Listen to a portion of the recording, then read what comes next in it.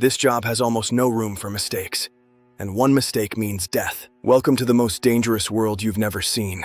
A world where success is expected and failure is total. When we think of danger in the military, we think of the front lines, firefights, and heroism under pressure. But the numbers tell a deeper, darker story. It's not just about who carries the biggest weapon. It's about who faces the highest risk of mortality, whether on the battlefield or years after coming home. Historically, the infantry has carried the heaviest burden. In every modern conflict, they represent the highest volume of total combat deaths. For the Army's 11 Bravos and Marine 0311s, the threat is constant.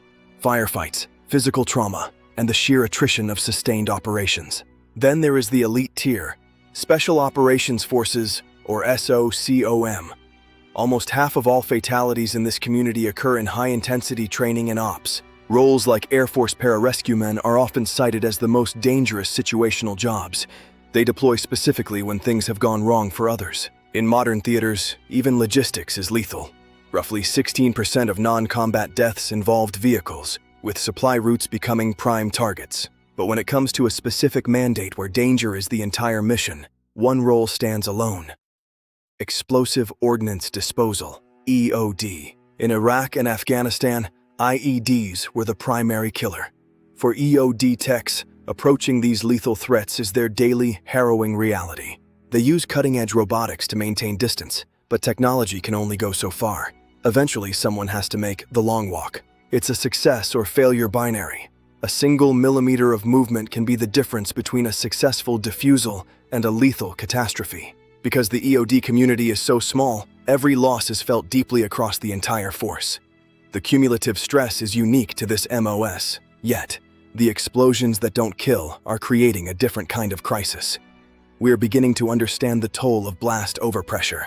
Chronic micro-TB is, caused by repeated exposure to shock waves, are linked to devastating long-term neurological health issues. In response, the 2023 NDAA mandated the DoD to track mortality by specialty, forcing a shift in how we monitor neurological health for blast-exposed roles.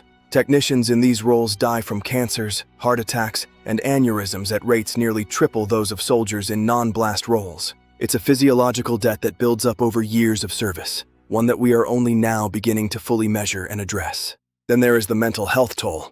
EOD and diving personnel have faced some of the highest suicide rates in the military, over 34 per 100,000. The pressure to maintain a security clearance often creates a barrier to seeking help. Techs fear that a diagnosis will sideline their elite careers. This culture of silence exacerbates the danger. Breaking that stigma is now considered just as vital to readiness as disarming a bomb. Even roles in artillery and armor are now being monitored for blast loads. The danger is everywhere a shockwave travels. The physical attrition is immense.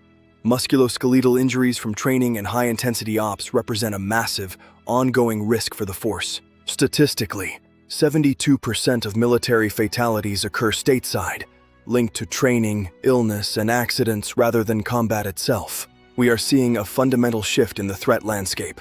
The battlefield is evolving, and so are the dangers our service members face. So, what is the most dangerous job? It depends on how you measure it, but every role requires a level of courage most will never know. Whether it's the infantryman on patrol or the EOD tech on the long walk, these men and women accept risks that protect our way of life. We owe them more than gratitude. We owe them our awareness, our research, and our unwavering support when they return home. Thank you for watching. If you want to help, support veteran mental health organizations and share their stories.